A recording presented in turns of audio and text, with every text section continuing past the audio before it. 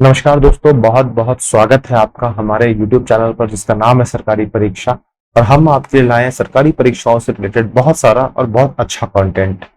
आज की वीडियो की बात करें तो आज हम एक ऐसे एग्जाम का एनालिसिस करेंगे जिसे मैं तो धनुर्धारी कहता हूँ।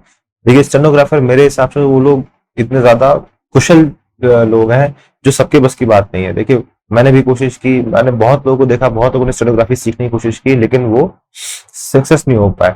तो एसएससी जो एग्जाम कराती है स्टेनोग्राफर के लिए, आज उस एग्जाम की जी और जीएस सेक्शन की बात हम करेंगे।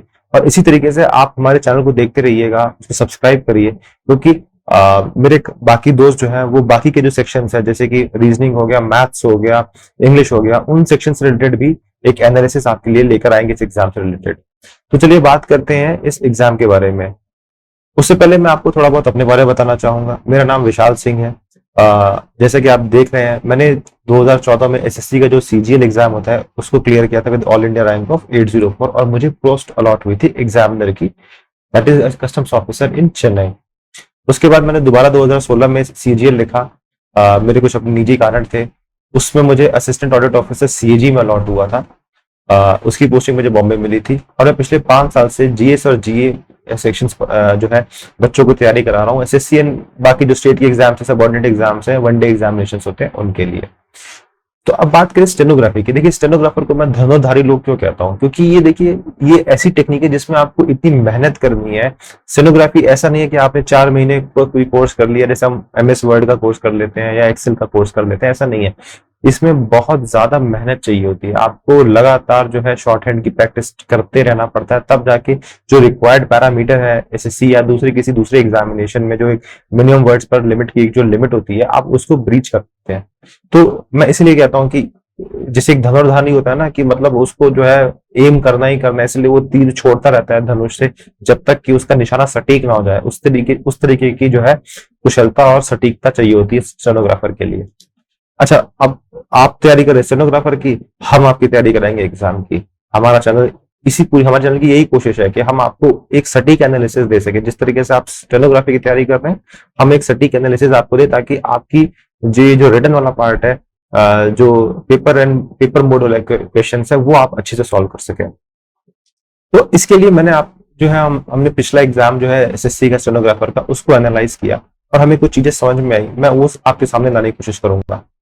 देखिए, ये जो एग्जाम है ये है 5 फरवरी 2019 का सेकेंड शिफ्ट का एग्जाम है। अब हमने एनालिसिस के पॉइंट ऑफ व्यू से मैं आपको बता दूं कि हमने जितने भी क्वेश्चंस देखे, हमने उनको सेक्शन वाइज बांट दिया और आपके सामने देखिए टोटल 50 क्वेश्चंस आए थे। और उसमें से जिस सेक्शन से ज्यादा क्वेश्चन आए थे हमने उनको लिख दिया। अब मैं आपको बताऊंगा कि भाई हिस्ट्री में 8 क्वेश्चन आए हैं तो कौन से पार्ट से आए हैं। ऐसा नहीं है कि हिस्ट्री में 8 क्वेश्चन आए तो सारे एंशिएंट से आ गए, सारे मिडिवियल से आ गए हैं। तो ये चीज है, इस वीडियो में हम आपको समझाएंगे।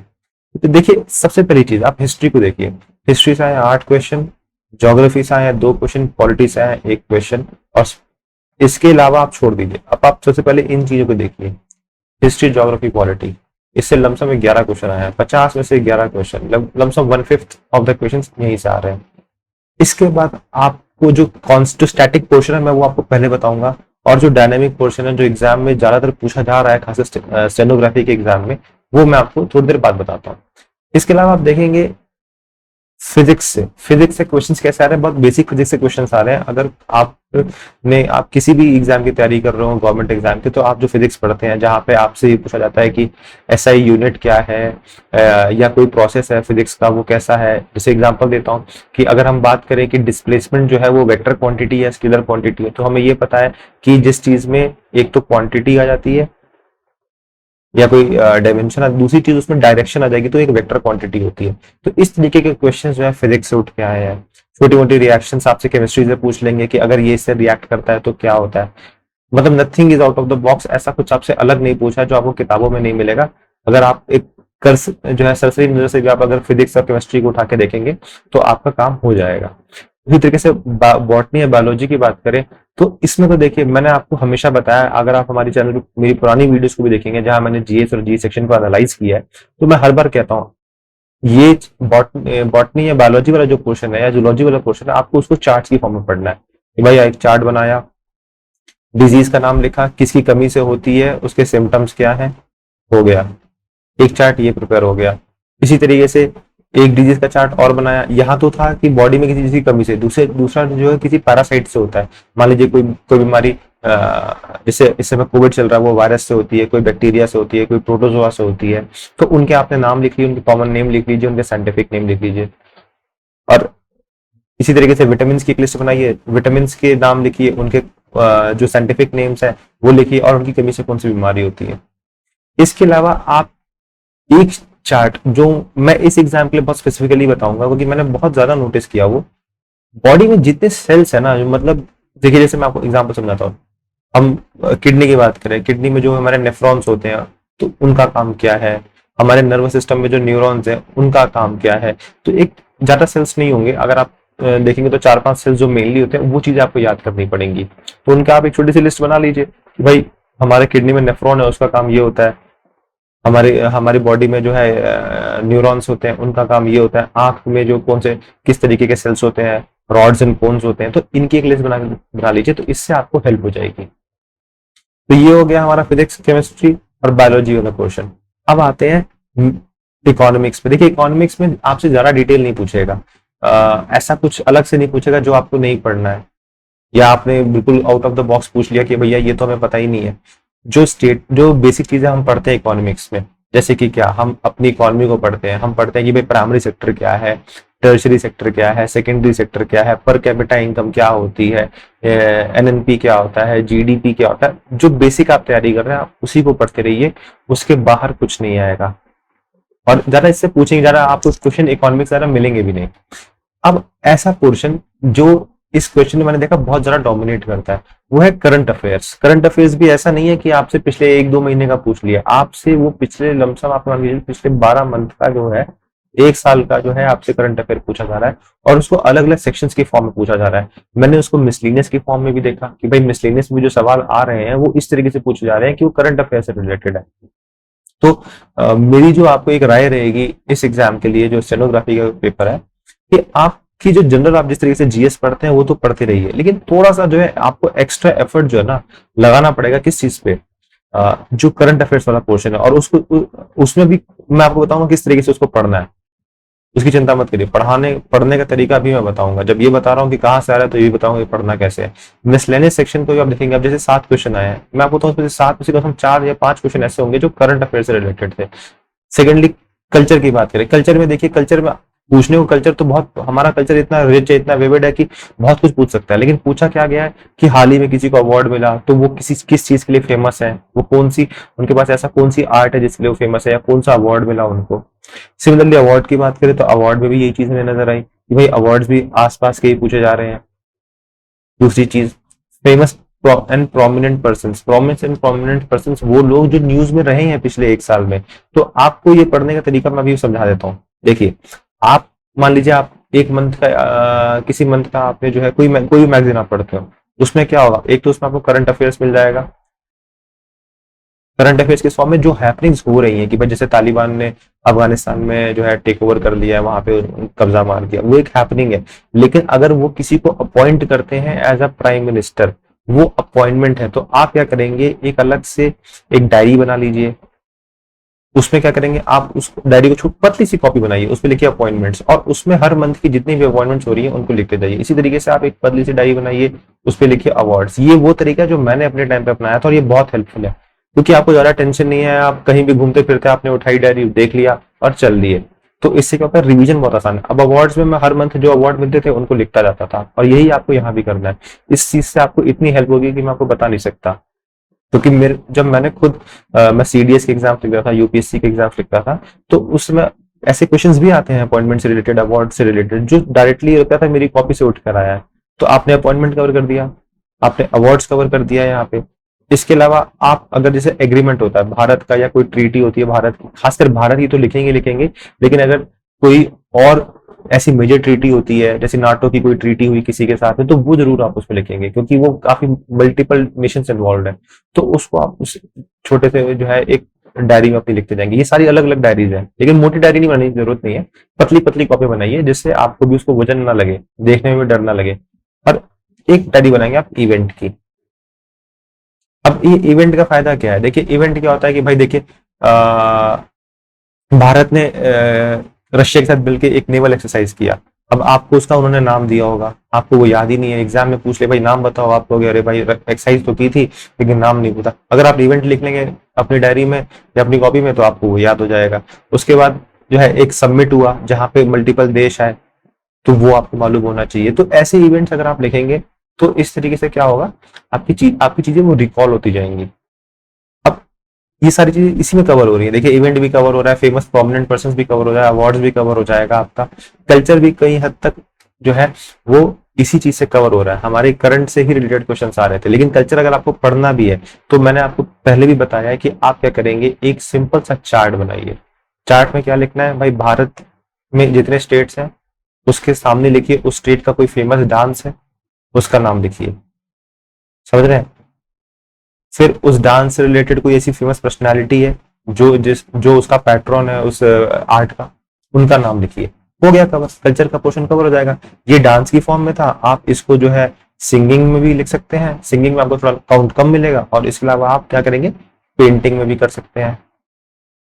बस हो गया काम, कल्चर भी इस तरीके से कवर हो गया। अब कुछ क्वेश्चन आप देखिए, फॉरेन एग्रीमेंट मैंने आपको बताया, फॉरेन एग्रीमेंट यहाँ से कवर हो रहा है।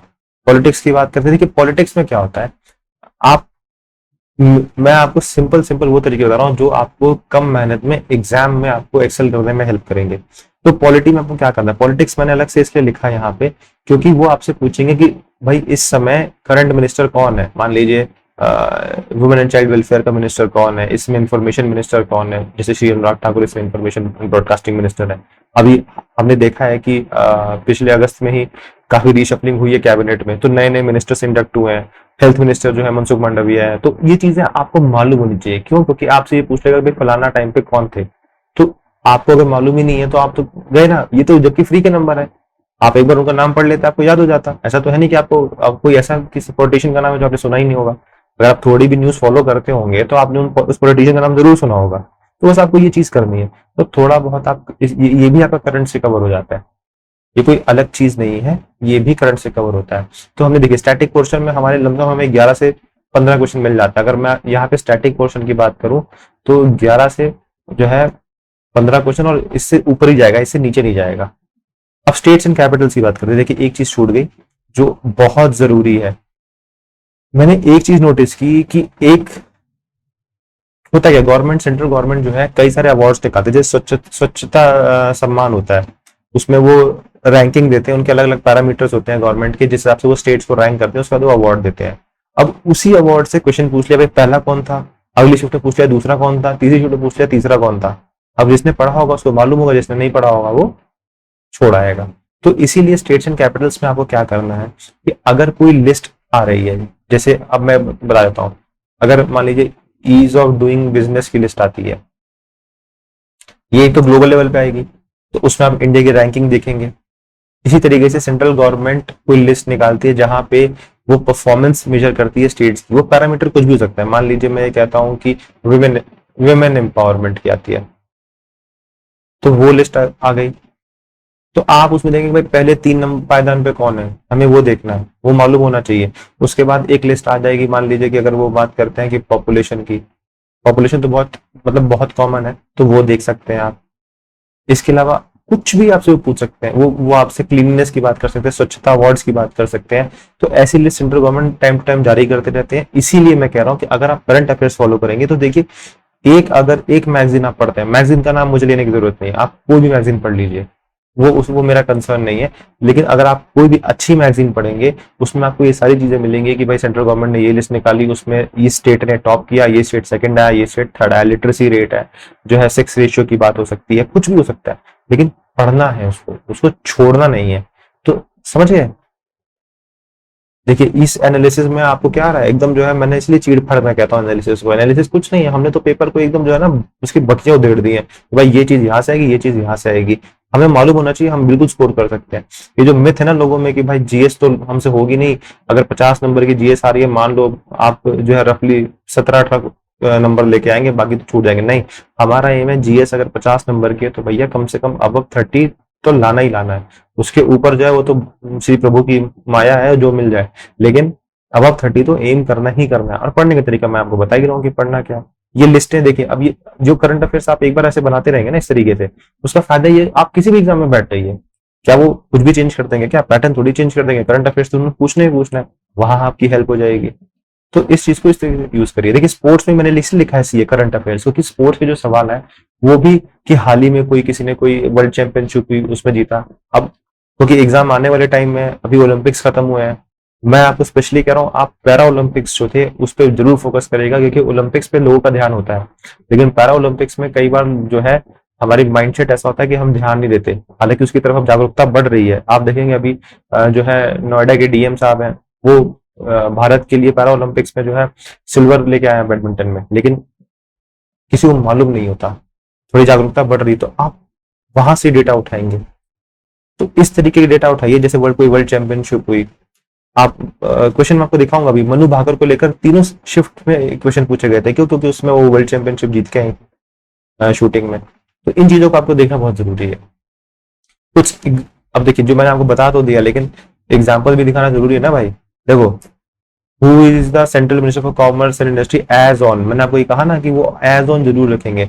तो आपको क्या ध्यान रखना है कि भाई आप हर महीने लिस्ट देख लीजिए, मिनिस्टर सेम है, जनरली ज्यादातर लिस्ट सेम ही होंगे। कैबिनेट में रीशफल बहुत देरी से होता है, या फिर बहुत ऐसा कोई विडम एकदम इमीडिएट कोई कंडीशन आ जाए तभी चेंज करते हैं गवर्नमेंट में किसी मिनिस्टर को, या किसी मिनिस्टर की तबीयत खराब हो गई, जैसे मान लीजिए अरुण जेटली साहब थे, उनकी तबीयत खराब हो गई तो पीयूष गोयल जी को फाइनेंस मिनिस्ट्री का एक्स्ट्रा चार्ज दे दिया गया। तो लेकिन वो जनरली वो सेम रहेंगे। तो अब जैसे सवाल आया कि एज ऑन, तो एज ऑन में मालूम होना चाहिए, पूछा भैया central minister for commerce and industry, तो आपने कह दिया सुरेश प्रभु। अब तो इनके पास कोई मिनिस्ट्री नहीं है, लेकिन उस समय थी। अब देखिए, मैंने कहा ना सेंट्रल गवर्नमेंट जो लिस्ट आपको जारी करेगी उसमें आपसे पूछेगी कि रैंकिंग में भाई ये स्टेट कौन सी रैंक पे था। आ गया सवाल, what is the position of Haryana in Swachh Survekshan ग्रामीण 2018। तो इसमें जनरली क्या होगा, हमें अगर देखा होगा तो हमें मालूम होगा।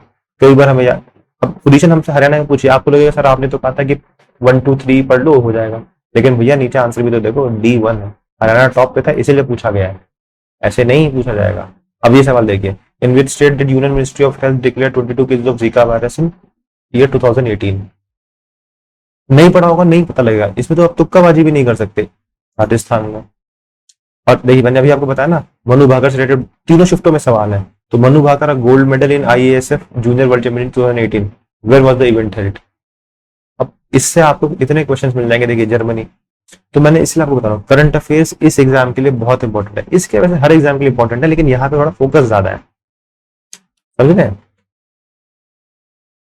अब देखिए अगला पेपर जो है हमने जो एनालाइज किया वो था उसी एग्जाम का 6 फरवरी का 2019 का फर्स्ट शिफ्ट था। अब देखिए हिस्ट्री से, ज्योग्राफी से, पॉलिटी से क्वेश्चंस आए हैं। कैसे आए हैं? लमसम 10 क्वेश्चन आ गए। उसके अलावा इकोनॉमिक्स से 4 क्वेश्चन आ गए। ये आपका हो गया। मैंने आपको बताया ना जो स्टैटिक कंटेंट है वो इसी तरीके से आएगा। अब आप फिजिक्स जोड़ लीजिए यहाँ से 1, बॉटनी 2 और केमिस्ट्री 6। अब ये 6 ये घबरा नहीं जाना है कि भाई 6 क्वेश्चन केमिस्ट्री से आ गए। बहुत बेसिक क्वेश्चन है। आप जो कंपाउंड्स डेली यूज करते हो उन्हीं से सवाल आए हैं, कुछ अलग नहीं पूछा गया है।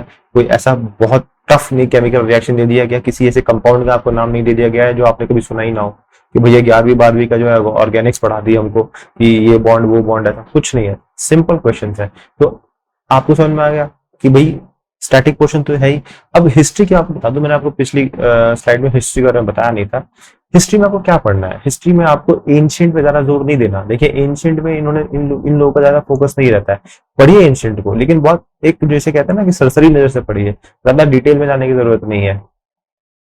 बाकी एग्जाम्स में आप तैयारी कर रहे होंगे तो वहां बिल्कुल फोकस कर सकते हैं, लेकिन इस एग्जाम के लिए नहीं। इसमें आपको फोकस करना है मिडीवियल में, क्योंकि मिडीवियल हिस्ट्री जो ऐसी चीज है उसमें फैक्ट्स बहुत है कि भाई शेरशाह सूरी को जो है उसने क्या क्या इंट्रोड्यूस किया, रुपया इंट्रोड्यूस किया, अकबर ने जो है मनसबदारी सिस्टम इंट्रोड्यूस कर दिया। तो ये या मैड किंग किसे कहा जाता है, मोहम्मद बिन तुगलक को। तो ऐसे छोटे छोटे फैक्ट्स जो है ना, एक मिडिवल हिस्ट्री जो है इससे भरी हुई है। और खास फिर सेकंड आपका मॉडर्न तो है ही। मॉडर्न में भी आप देखेंगे मूवमेंट्स हो गई आपकी, जो इंडिपेंडेंस की मूवमेंट्स है उनके उनसे रिलेटेड, इंपॉर्टेंट लीडर से रिलेटेड। उसके बाद आप देखेंगे तो जो इंपॉर्टेंट कांग्रेस की सेशंस है, तो ये सारे आपको बुक्स में मिल जाएंगे। एक लिस्ट बनी होगी इंपॉर्टेंट कांग्रेस सेशंस की, इंपॉर्टेंट वॉइस की, आप उसको पढ़ते रहेंगे, काम हो गया। ज्योग्राफी में मेनली आपको फोकस करना है रिवर सिस्टम पे।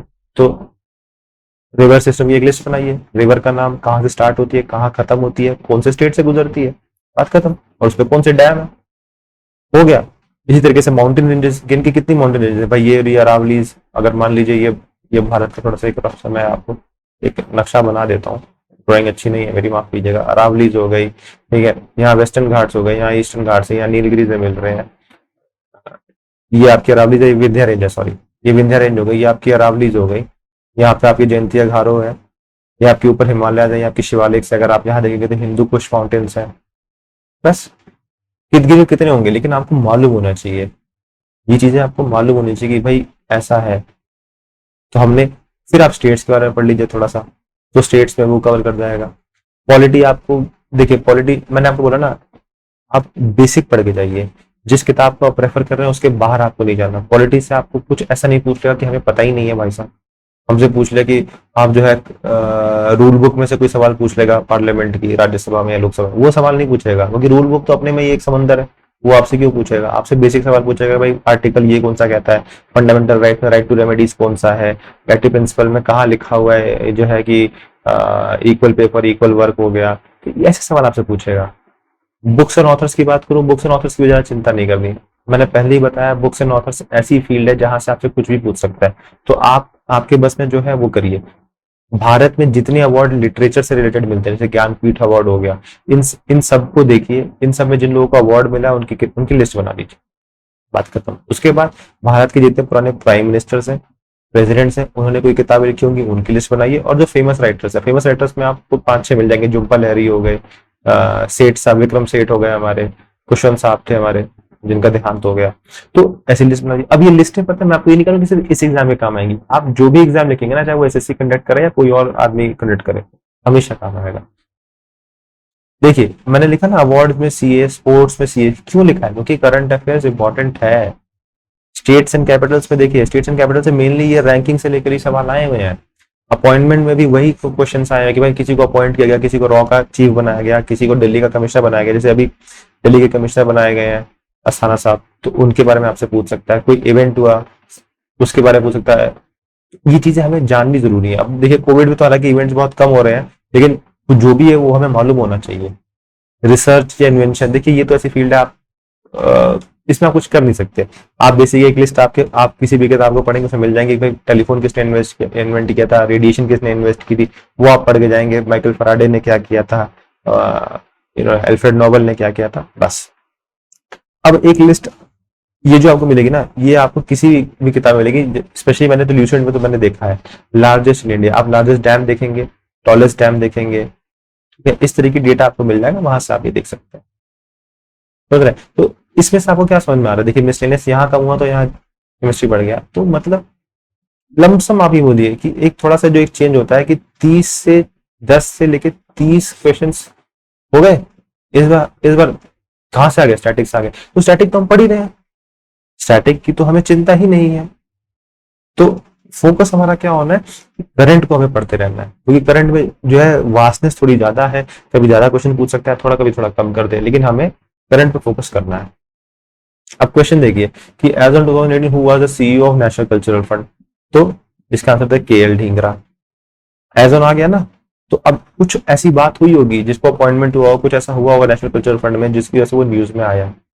अब एक सवाल ये देखिए हिस्ट्री से आया है, name the new kind of painting that evolved in India, Bengal, मतलब ईस्ट इंडिया की साइड बात कर रहे हैं वो, बंगाल बिहार उड़ीसा साइड में पाला किंगडम के टाइम पे। तो इसका आंसर है मिनिएचर पेंटिंग। अब जिसने पढ़ा ही नहीं होगा उसको कैसे पता होगा, तो मैंने इसलिए कहा आपको एंशिएंट पे ज्यादा फोकस नहीं करना, मेडिवल और जो मॉडर्न है उस पर थोड़ा सा तसल्ली से पढ़ना है। अब ये देखिए इंपॉर्टेंट डेज आ गए, international day of girl child is observed every year on which date. अगर आपने करंट अफेयर्स की किताब पढ़ी होगी तो उसमें आपको ये चीज तारीख दिखेगी, आप उसको लिखेंगे और आपको आंसर पता होगा। जब नहीं पढ़ी होगी तो नहीं पता लगेगा। 11 अक्टूबर आंसर है इसका। फिर देखिए आर्ट एंड कल्चर से सवाल कैसा है, दमयंत जोशी इज फेमस फॉर, मैंने आपको बताया आगे, अगर आपने वो लिस्ट बनाई होगी कि भाई जो है डांसर्स की लिस्ट है, स्टेट में कौन सा डांस फेमस है, उसके फेमस कौन से उसके पैट्रॉन्स है, तो आपको पता होगा भाई दमयंत जोशी जो है एक्चुअली में कथक डांसर है, तो आपको आंसर मिल गया।